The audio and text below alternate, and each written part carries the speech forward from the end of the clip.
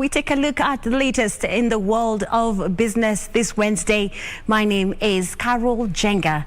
Now, senators say the slow pace of land acquisition for key government projects is inflating costs and eroding investors' confidence.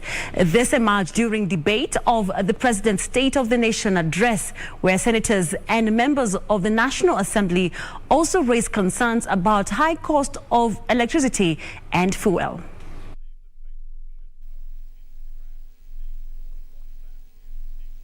Madam Speaker, Article 40 of the Constitution has not been followed on prompt and full compensation for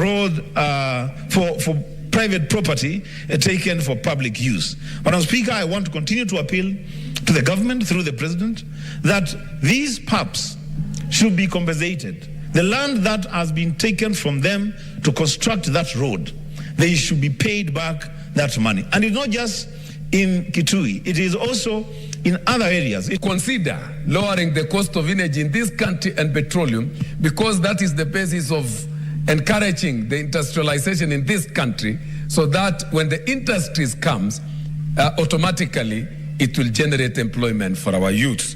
So I call upon that the energy sector and the petroleum be considered by the President and more so that it creates more industrialization or industries in our country, which will really give employment to the youth. This country must be bequeathed to our future generation intact and leave it without destroying the social fabric of this nation.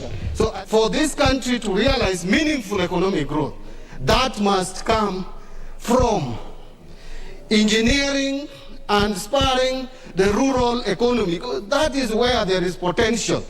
The biggest potential in terms of productivity in this country is in the rural areas.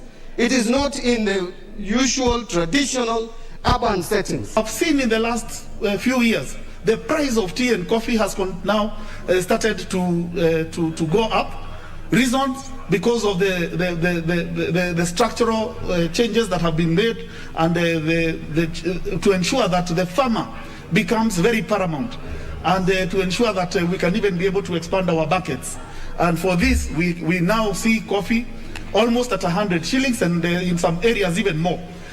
Tea is already doing over 60% of what we were earning in the last few years, where it was declining. Or having listened to his speech, I found that the livestock industry was not sufficiently addressed, bearing in mind the ravaging drought that is affecting the pastoralist-dominated areas.